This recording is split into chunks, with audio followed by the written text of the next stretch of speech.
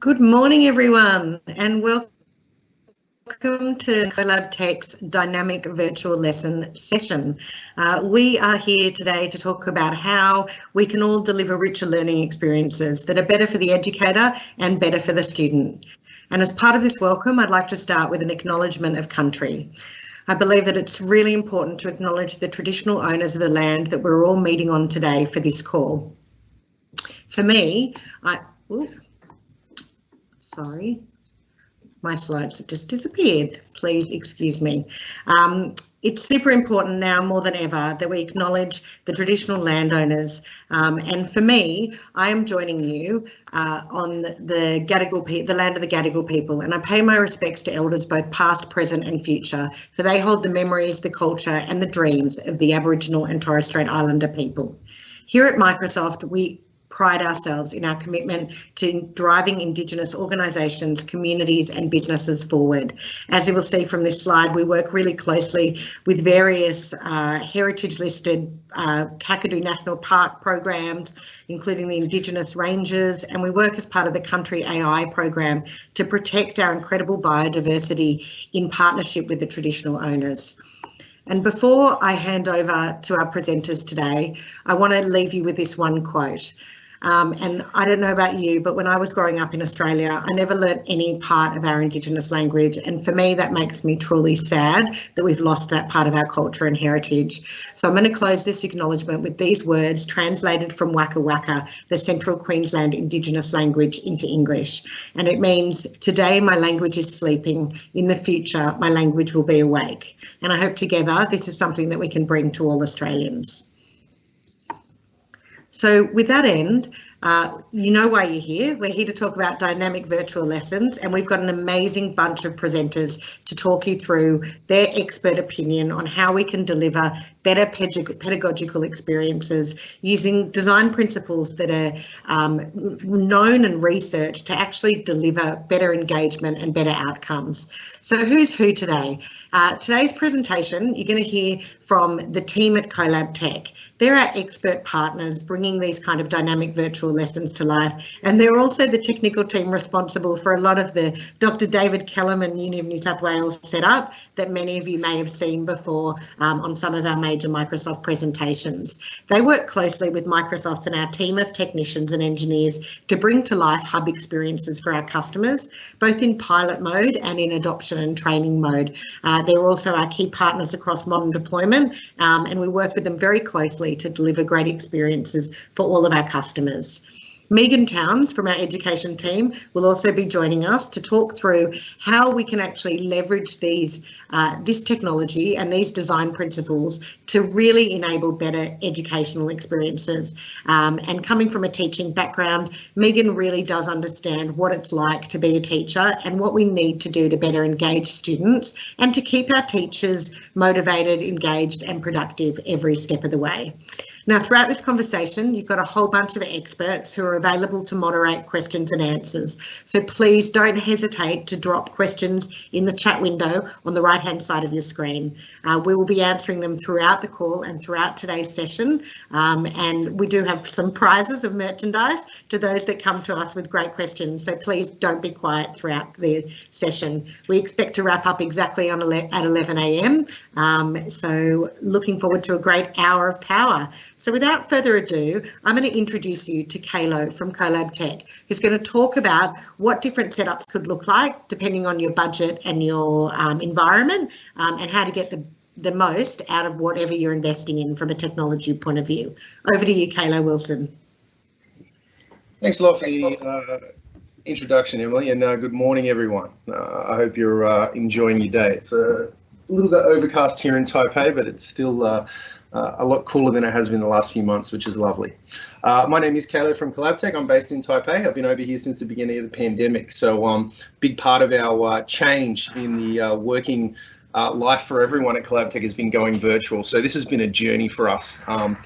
Essentially, when we were thrown into this new normal, the first thing we needed to do was just, continue our normal working day. And the first way we did that was kind of our level one example here. So we're going to switch the slides over and have a look at 3 separate examples. The first one is this level 1, which is the basic example. This is essentially just using the surface you already have to deliver remote training or remote experiences for your students, clients, etc.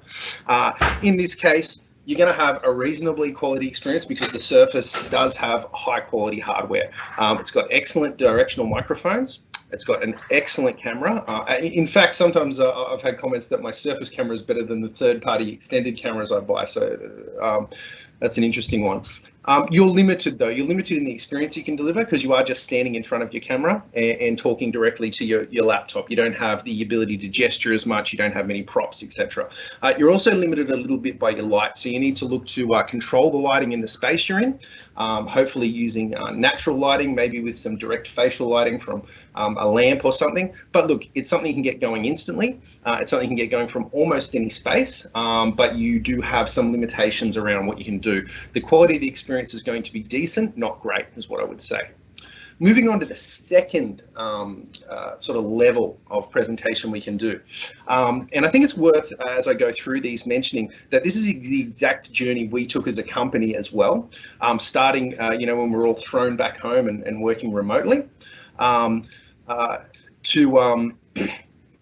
slowly building up these home studios and environments to deliver our training sessions for clients and also to help clients build their own. So as we go through these 3 stages, it's worth mentioning that this is a journey we've taken. So you don't need to jump in to the deep end at any point. You can build on this stage by stage. So the investment can be done in piecemeal. You can add components bit by bit.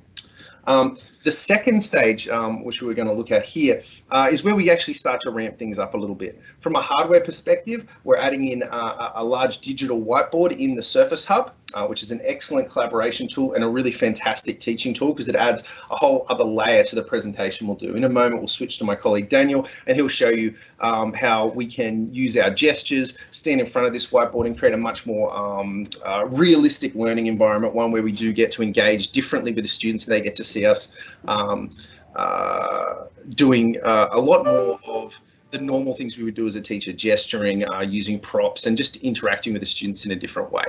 What we'll also do in this situation is we're going to have different types of lighting and microphones. We're going to look at using a lapel mic so that no matter which way we're facing as we're walking around the room, we're getting a clear and consistent sound. We're going to have lighting that is controllable, preferably a ring light or a similar diffuse light, just so that we can control the balance on our skin, get good colors and make the cameras pop. A huge part of that is also having an additional separate camera. One of the best things about Teams is that we can use it to switch between camera views inside the application. And so we can have multiple cameras connected and we can change views from either us standing in front of the device, pointing to a different device, that sort of thing. So we would take advantage of that as well. So, as I said, this is a journey CollabTech took as we went through this new normal adjustment. The first was just using our services, then we added some additional lighting, props, additional microphones, camera. Then we moved to the next level, which was really related to building a real home studio and building a full learning environment. A lot of you have seen the David Kellerman video, and what we're going to demonstrate today is how we build an environment like that simply and effectively, and how we control the lighting and the learning experience. This full experience is going to include a few additional items. One of the key things that we're going to need here is much more powerful lighting, so that we can change the lighting and control the lighting based on the experience we want to give the students. That includes diffuse lighting and colored lighting behind our props and devices, and also lighting that hits areas not directly on us so it doesn't reflect. So we're lighting onto the roof, we're lighting onto the backdrops, we're doing things where we're creating more of a studio feel, where we've got an incredibly bright environment but nothing directly on us. But in addition to that, we actually use some hardware so that we can have multiple feeds going into that live environment we're trying to show to students. That means using an AV mixer, which will allow us to have multiple camera feeds and also feeds from our Surface Hub or laptop or other devices that we want to show directly. So we won't use the share function on the Teams device like we would in the earlier versions when we want to show content. We're going to actually live switch the AV feed so it has more of a professional studio feel, and we'll demonstrate that in the video in a moment. Again, we do have a lapel mic so that we have control of the audio, and it's balanced. And we are going to have a high quality DSLR camera that's mirrorless and giving us a really high quality studio feel to all the video. We'll talk through the specifics of this in Q&A if people want to get into it, but in general we're looking at sort of 3 different price ranges. The original price range is anywhere from $1,000 to $3,000 depending on your Surface device. That's for our level 1. And that's just having a Surface device and using our home internet and standard lighting, etc. For that mid-level experience where we want to have some additional camera, some additional lighting, some additional control, including a Surface Hub, the price is anywhere from around $14,000, which is mainly the investment in the Surface Hub, through to around $16,000, depending on what we spend on those extra peripherals. If we do want to go all the way to a full studio experience, which is our highest level sort of digital delivery, we could, spend anywhere up to around $50,000 if you wanted to build an entire studio, but effectively all you're looking to invest is around $20,000 once off, and you're going to have the entire environment you need. If you wanted to add to that, you could, but so far we've seen that there isn't much of a need beyond that initial setup, and that includes everything from an AV mixer, LED panel lights, presentation remotes that we can remotely control our camera switching from our hands without having to stop the presentation, and using things like the additional camera feeds, etc., so they can get that more of a studio feel as we switch those angles. So that's essentially running through the 3 levels we have here. And as I said, you can add it to each level and sort of advance your way through this. It doesn't need to be a once-off investment. So it is worth mentioning that you can come in anywhere on these levels or anywhere in between based on your personal requirements, budget, or likes, whatever you'd prefer to do. So what I'm going to do now is I'm going to hand back over to the team who are going to do a quick sort of demo of how we do the setup and how we deliver this virtual learning environment.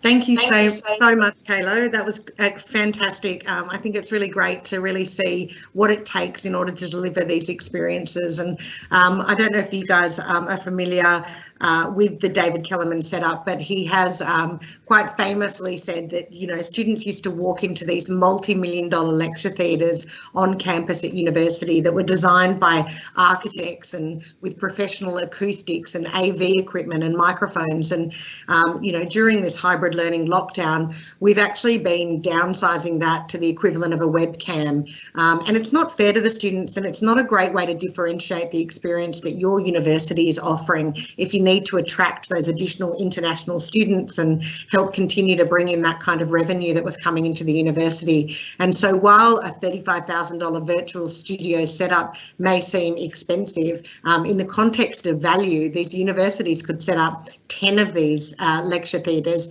on a single floor at the cost of one single lecture theatre and be able to engage far more students than they can currently in the physical space.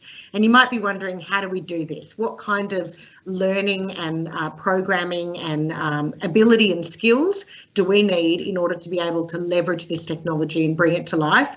And without anything further from me, I'm going to hand over to Daniel and Megan to take you through what that looks like in the virtual classroom. Thanks, Em. And Daniel just ducked out of shot. He's clearly doing the escalator move as part of his entrance today. Thanks. Yeah, I didn't want to be the first one to start talking while I'm on mute. Well done. So you and I caught up earlier in the week to have a look at some ideal scenario setups in that range that Kalo just demonstrated to us. So we might hit play on the video and show people that experience of what they can do before, during, and after their dynamic lessons. Sounds good. So using just a Surface device, Teams and Windows 10, I can deliver a virtual dynamic teaching environment from my home office. All I need to do is set up my Surface device somewhere where I've got adequate lighting. In this case, I'm in front of a window. And the camera and the audio hardware on this device is good enough that I don't actually need any peripherals to deliver the lesson.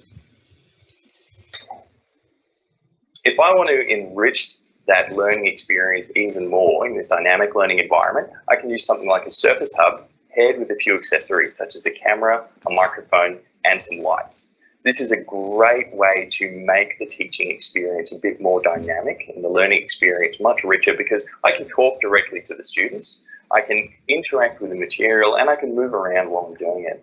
Now, this is a really easy setup to accomplish. You can have this set up at a university, or you can set this up in your home office.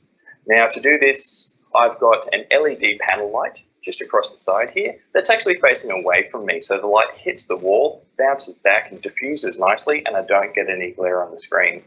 In addition to this, I have an LED strip light set up behind the Surface Hub, and this allows me to change the color of the backlight to match what's happening on screen.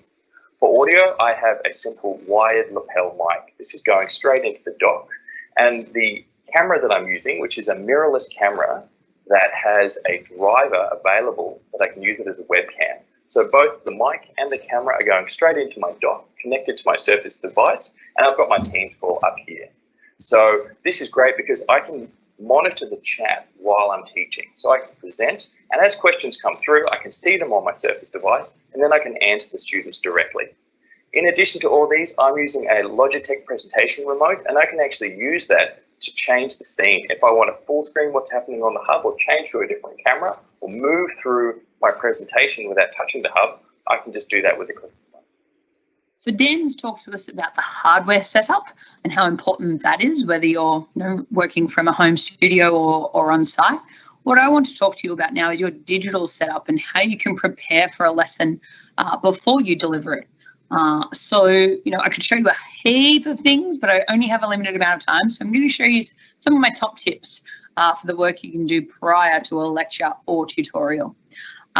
So I'm pretending that I am, teaching pre-service teachers who are going out and, attending pracs and, completing their lectures and tutorials either face-to-face or online, or maybe a combination of both. So as a lecturer, I would want to add my lecture presentations in here. So in the Microsoft team that I've set up here for this particular subject, under the general channel, every class team in the files area for your general channel has class materials, and that's where you can add read-only content.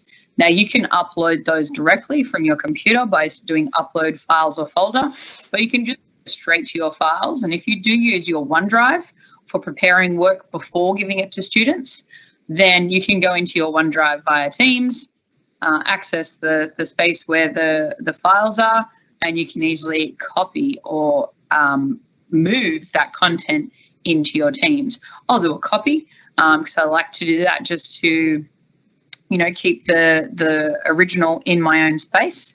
So we'll go into that general channel, like I said, where you'll find class materials. I'm going to select lecture materials, and I'm going to add my week 6 presentation in there. Copies over straight away. Actually doesn't use my data, which is really nice, particularly if you're presenting from home, and it's just using the cloud. So I can now go into my general, class materials and lecture materials, and that's where I can see that my file has been added straight away. So that's one thing I would do potentially prior to a lecture. I can also go into the class notebook. So a class notebook comes with every class team. It's a great space where you can have a collaborative space, you can have a content space where it's read-only for students. You get a teacher-only section to prepare your own work, and each student gets their own section as well, but they can't see one another's content, which is really nice. Can be used in a plethora of ways. I'm just going to show one way today. So again, prior to a lesson or a tutorial potentially, you can go into the notes section of a channel, and you can now determine via the class notebook settings whether you want this content in the notes area to be read-only or collaborative for your students. I really like the idea of being read-only, and students can take a copy if they want. So, here's what I'd prepared, for week 6. Potentially, you can stick content, you can embed YouTube videos, all sorts of stuff, and then you can create new pages and update that content as well. So the notes area of OneNote, I think, is another space that I would use prior to delivering a lesson. The other thing you may do is go into the assignments area. So under the general channel, under assignments, there's 2 types of assignments you can set. You can set an assessment task, or not assessment task, sorry. You can set an assignment, which allows you to, issue Word documents for students to complete. For example, they each get you only upload one, they each get a copy, and they submit that work. Very traditional sort of assignment tool. But you can also set quizzes and topic tests as well. So I'd already set the week 6 topic test just there. That's using Microsoft Forms, which is self-marking quizzes. So let's just jump in and I'll show you how I did that. So you can create a new quiz and it'll take you off to the Forms dashboard, or you can just select an existing one that you've set up in that Forms space. And then you can pop some instructions in, please complete this test before the end of the week. You can change that due time and date. Make that set at the very end. There's quite a few settings in there you can manage. I can even determine now where it will be posted as a card onto the posts area. So I'm going to actually set this into topics instead of the general channel. So if I choose my channel now, I can pop in and choose topics instead and say done. Then when I'm ready, I can click on assign and that will set it up for the whole class. So yeah, creating standalone assignments using normal documents or creating quizzes, definitely part of your pre-work before delivering a live lesson. And then finally, in your other channel spaces, you could have potentially channels set up for tutorial work. You can set this space up for the week ahead. So for example, I might make an announcement, new conversation, announcement, 1 week to go, group projects due next week. I can't wait to see your work. If you have need of any of the STEM equipment, please make sure you reserve it in time. And then I can also tag, either the whole, tag the channel, right? And that will notify everyone who's a member of this channel of that particular notification. So then I'll hit enter, something you might do prior to your lecture or tutorial.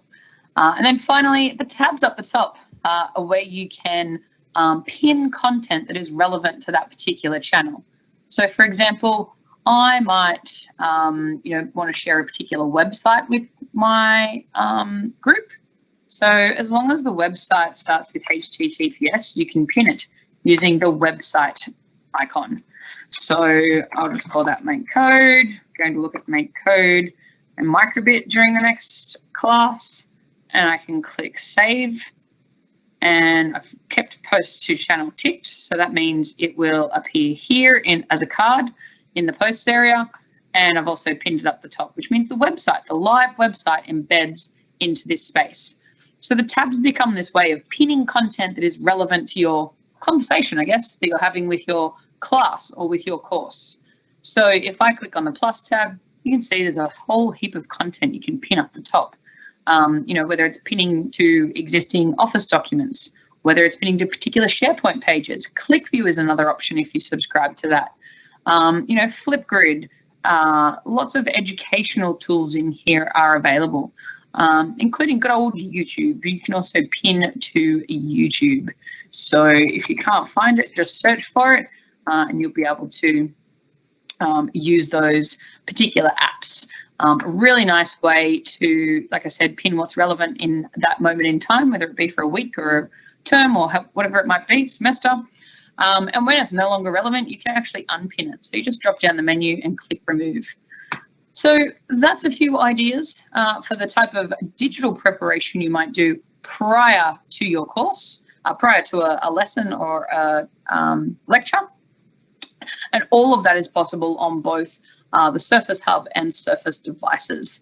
So yeah, lesson prep, digital lesson prep is just as important as your hardware prep as well for dynamic virtual lessons. So when you want to create a Teams meeting, this can be done manually from the Teams calendar where you can set up meetings and schedule them to happen each week or something like that. But you can also have them set up using tools like School Data Sync, where your IT department can basically match the meetings up to the timetable, which can also be quite handy. So yeah, once it's time to start your live lesson, I like to probably 15 minutes, half an hour beforehand actually join the call so that it is there for students who do turn up early. So you can set your video and audio prior. So, you know, you might want to blur your background if you are presenting from a space where there's lots of activity behind you. But if you're going to be showing something physically, it's always a good idea to not blur your backgrounds, but you can change that throughout the call. And then you're ready to go and you can click join call. So I'll click on join now, maximize that on my screen as well, which is always handy. So when we are, once the lesson's ready to kick off, you can start recording first, or you might share your screen first. Some people prefer to do one over the other. I guess it's up to you which one you'd like to do. So sharing your content in is as easy as clicking that share button. And then you can share, I'm on a multi-screen device, so I can choose which screen I share from, which is my entire desktop. So every program that I show will be seen by my students. Or if you do want to restrict yourself to just one piece of software that you have opened, and that's all the students see, not a problem. Any PowerPoint slides that you've uploaded into 365 can also be clicked on and shared during that presentation, or you can browse your computer or OneDrive to upload more. Now, Dan's also shown Whiteboard. So, sorry, he's about to show Whiteboard. So with Microsoft Whiteboard, what you can do is click on that whiteboard and it automatically generates a whiteboard that can be seen and accessed by everybody in this call. So it's a really great collaborative tool to use during lessons. You can even set that up in advance if you'd like by going into the meeting request prior. And then, yeah, when you're ready to share, you just click that option. You can also include your computer sound, which is also really helpful for live lessons, so that students get really nice sound quality at the other end of your of their experience for the lesson. So once you've shared something in, great, you can then talk to that. But like I said, you also want to make sure you click record if you intend to record the lesson for watching later. So to do that, you click on your ellipsis menu from a Teams call and then just select start recording. So once you click start recording, like I said, you can then be sharing your screen or switching, which Dan's going to show us very soon, between the two, between whichever windows you have opened. Another one you might like to do just before the lesson begins in earnest is turn on your live captions. So once I turn on live captions, anything I say and anything my attendees say as well will be captioned at the bottom there automatically, which is fantastic for accessibility. So that's what you do at the very beginning of the lesson. Let's have a look from Dan as to how you can easily switch between content if you're using the Surface Hub. In this setup, I'm using a streaming mixer, and I'm also using a Bluetooth remote to control the mixer.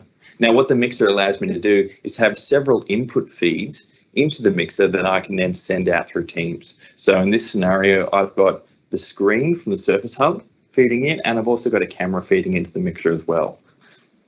Now, using the Bluetooth remote, I can change scenes. So if I want to highlight what's happening on the screen, really talk to it, I can do this. And the students will just see what's happening right now on the Surface Hub. But what I can also do is create custom scenes. So where if I still want to be on screen, I can put a small little inlay of myself in the bottom corner, so we still have that interactive feeling. So we can go, there's our equilibrium point right there. If I want to go back full screen, I can just do that. I can just click the button and we go back to where we were.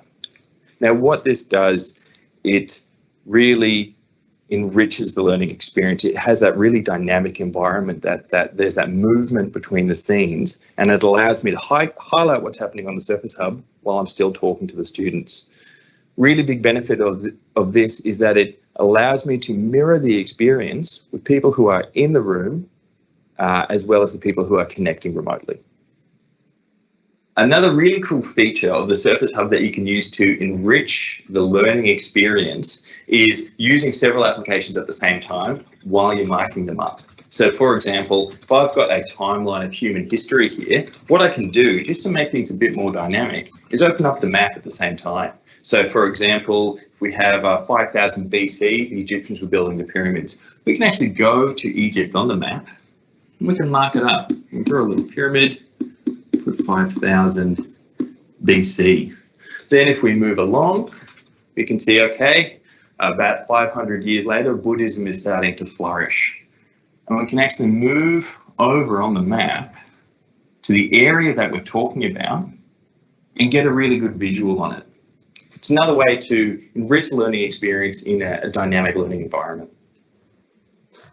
Using a second camera in your studio setup is a really good way to increase the vibrancy and the dynamic feel of the lesson. I can switch to this view, talk directly to the camera as well, and it just mixes things up and keeps things interesting for the audience.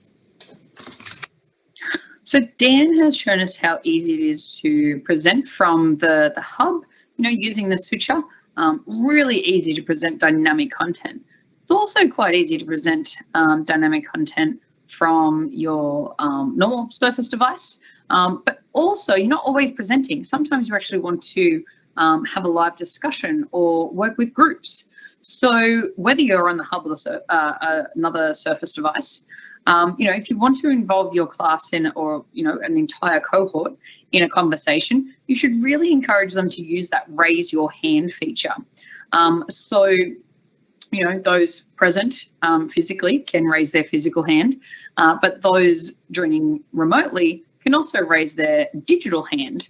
So they simply just have to click that lower or raise your hand icon.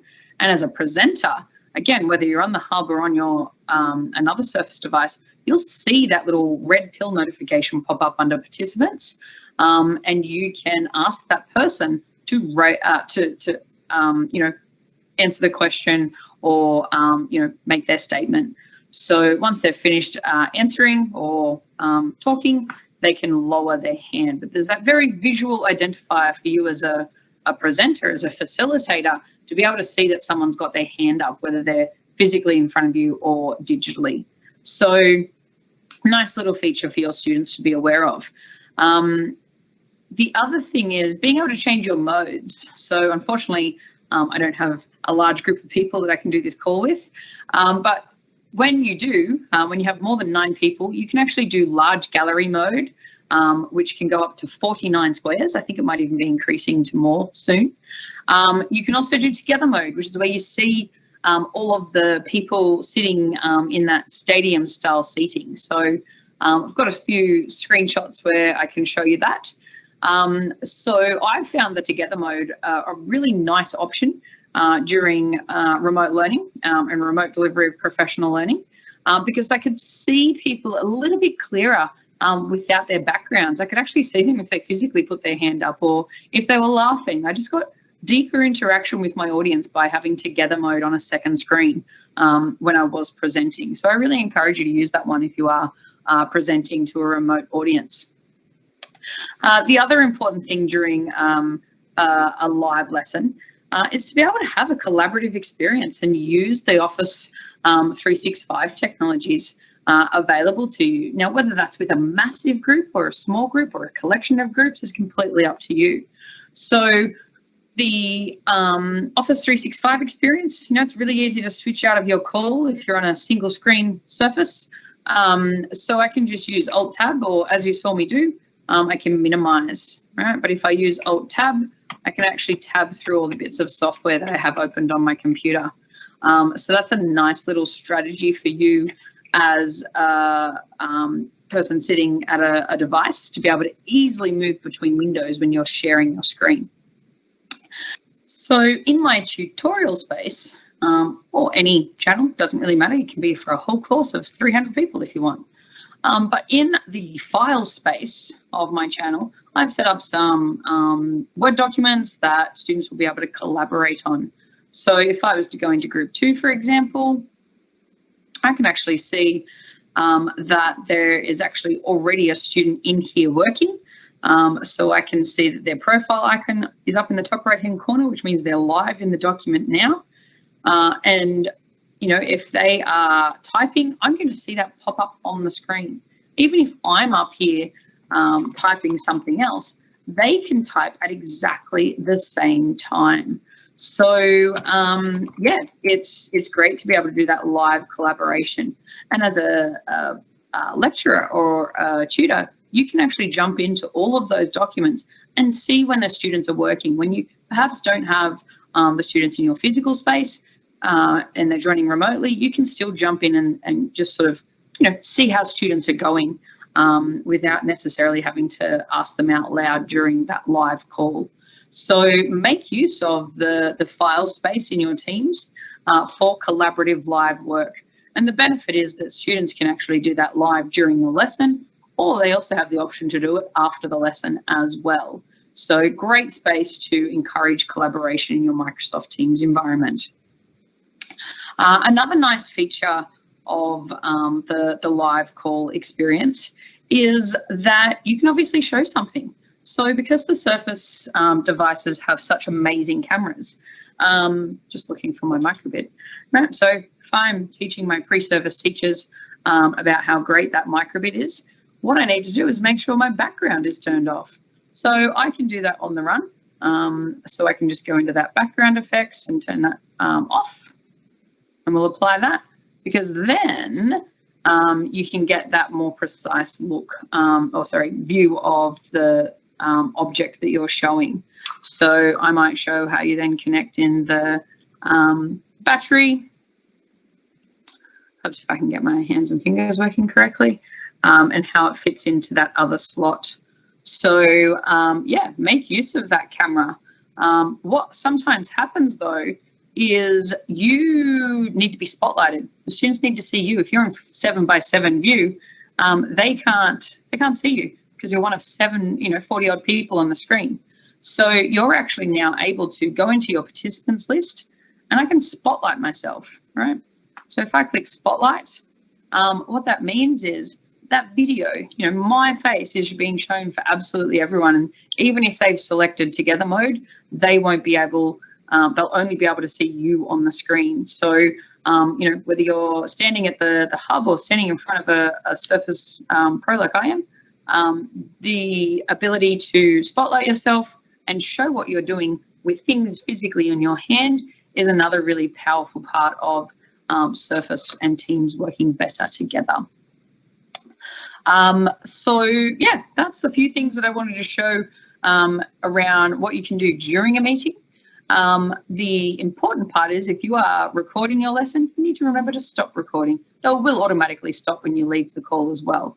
So I can now stop the recording and say stop, and that will upload into Stream, and I can go in after the lesson and have a look at how we manage that particular video, which we'll look at soon. And then to absolutely finish everything off, you can drop down where it says leave and end the meeting. And that will actually remove everyone from the call and then end the meeting. You don't have anyone left behind if you leave. If you choose end meeting instead of just leave. So we'll do that and then have a look at what happens after we've delivered our dynamic virtual lesson. So once your live lesson is over, you still have a number of things that you can do after the live lesson has finished. And again, it provides a deeper learning experience for your students when you're able to continue interacting with them after that live Teams meeting. So one of the first things you might do is tap into the Insights tab, which is a tab you can turn on in the general channel. And what that does is it tracks activity inside the team. So you can see how active your students have been in their posts and replies inside of Microsoft Teams. You can have a look at the files that they've accessed, the meetings that they've attended if you've scheduled them to happen inside of a channel. And you can hover over the activity and you can drill down into individual students as well. And you can look at not just whether they've attended meetings, but also, what sort of communication they've completed, the files that they've accessed, and the assignments that they've accessed as well. So check out Insights after you've finished your live lessons to see just how active your students were. Another thing you might do is if you have set an assignment, you can obviously go in and start to mark those. Now, if you are using a Surface device with a digital stylus, fantastic. This is where you can provide that written feedback directly onto Word or OneNote documents. And if you're using things like, quizzes, you can go in and mark those quizzes, or perhaps, you're looking at photos that the students have uploaded in their assignment process. Rubrics are included in the assignment workflow as well. So another post lesson activity will be for you to access the assignments tab and see where students are at. And you can see you actually get analytics around, whether students have handed the work in or not as well. So definitely check the assignments tab out post live lesson. The other thing is that once your video has uploaded to Stream, once your recording of your lesson is uploaded to Stream, you want to get that, to your students as soon as possible. So, for example, in my lectures area, I want to add a space for students to watch the video recordings of my lessons. So if I head over to Stream, here's my lesson that was recorded live. I can see that a transcript is automatically uploaded as part of that process, which is fantastic. If you do find some mistakes in it, you can go in and edit the transcript. Again, great for accessibility. And what you can do with the video is you can actually add it to what's called a stream channel. So, automatically in Stream, I've got a stream group for my team. All right. So I've created a channel within that, and I can add these videos to that channel, and I don't have to worry about permissions because it's all part of my course-based team. So I will go in and just add this to a group or channel. So I'm going to add it to my lecture channel, my lecture recordings channel for this particular course, and click Save. And so let's go in and have a look at that channel. So here it is. I've got a few videos in there. I would have already pinned it at the beginning of the term, or beginning of the semester, sorry, but I will show you how to do that now. So I'll just copy the link. All right, we head back into Teams. All right, there's my lectures. I click on the plus tab, and this is where I can add Stream in. Post to the channel if I want, it's up to me. So I will select we'll add in the whole channel, but you can also do an individual video. And so let's just do recordings, and I'll click Save. That's where all of my lecture recordings will now appear throughout the year. I can probably go in and update my thumbnail, because you can change your thumbnails, which is quite nice. And I don't have to worry about, I can let my students know by conversation that the latest recording is there. So I can say, hey, 2020. This week's lecture is available. Enjoy. So students who are perhaps sick, away for whatever reason, and can't see that lecture can engage with it after the fact. Students can also return to it for study as well. So lovely workflow from beginning to end with your live meetings and recording, but remembering that there are those important activities that you need to complete prior to your live lesson, as well as post lesson as well. So yeah, hopefully you've enjoyed those tips of what to do before, during, and after with both your digital space and your physical space. Okay, so hopefully, as past Megan just indicated, hopefully you've enjoyed those tips about what to do, before, during, and after your experience. And what I wanted to ask Daniel, sort of being the expert in the room, is, what would be your top tip for lecturers and tutors who are, presenting in this dynamic way? What's their top tip as they go into this sort of new realm? Yeah, thanks, Megan. That's a really good question. My best advice from what I've gathered, also as a teacher in past lives and also as a teacher now with Surface devices, is obviously get set up before the lesson. So get logged into the Surface Hub, get all your materials up and ready to go so that when you are ready to just switch through, you can. And you can, keep things nice and fresh, keep it nice and dynamic, keep things moving through. Something that I like to do to help me with my flow and to keep presentations rolling along too is I actually have my speaking notes on my Surface device, slightly off screen. And what I can do is I've set up my Surface Pen to act as a clicker. So as I'm talking to the camera, I can just take quick glances off to the side to check the chat and also just to click through my notes and help keep me on track. So they're the big ones. Obviously getting things like your remote all set up and lined up as well. So you can quickly switch through those views, keep things fun and interesting. They're the biggest things I'd say.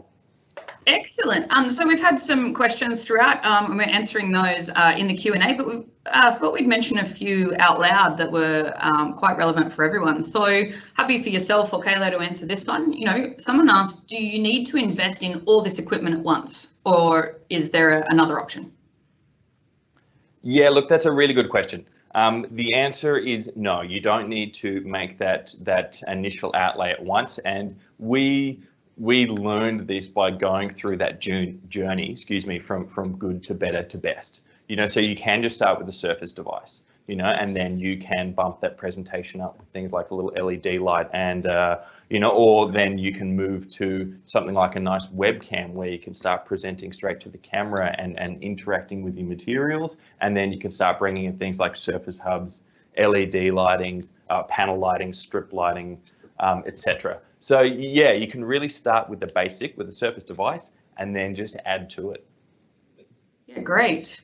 And so, you know, you spoke about that third-party hardware. You know, are we dependent upon that third-party hardware? No, not at all. Not at all. With using Surface devices, as Kayla said, the hardware in Surface devices, the camera, the directional mics, everything like that is good enough that you can present a lesson just fine from that. You know, you've got the integration with Teams, with the entire Office 365 suite. It's just about, adding pieces on as you feel like it, really. And CollabTech can assist with those studio setups. If people are out there looking, going, all right, how can I gather all these different bits of hardware? That's something we specialize in. So don't hesitate to reach out if you need some assistance with that. Amazing. And so another question that came through was around whether Microsoft Teams could be used as a learning management system. At Microsoft, we prefer to call it a digital learning platform. And, you know, we've seen a lot of schools and universities shift to using Microsoft Teams as their digital learning platform, having previously used a learning management system. But there is a bit of change management involved in that as you educate users, change systems, connect to, student information systems and the like. But it is 100% possible to use Teams as that platform for learning. And, as Daniel has shown, it just works really well from that presentation perspective as well with Microsoft Teams. I always talk about Surface and Teams as a better together story. So yeah, it's definitely possible. Now I know we've got a few moderators on the call. Perhaps Emily's seen another question that's come through that might be worth talking to out loud. But otherwise, we may hand it over to Emily to wrap things up, but keep those questions coming. Thank you so much, everyone, and thank you, presenters. I think that was a really fantastic session to think about how we can leverage this higher tech for higher ed. Look, the one thing I'd like to call out is a lot of the questions that came through were around data and analytics, and I think that's where a solution like this really can be used to an educator and an institution's advantage, because by investing and leveraging a platform like Teams along with this optimal hardware technology to deliver clarity and crystal clear digital video content, we're actually able to really produce materials that live long beyond that lecture time. One of the examples that Dr. David Kellerman uses with his engineering students is the transcript that Megan showed you that happens during stream as part of the lecture delivery. It's actually searchable.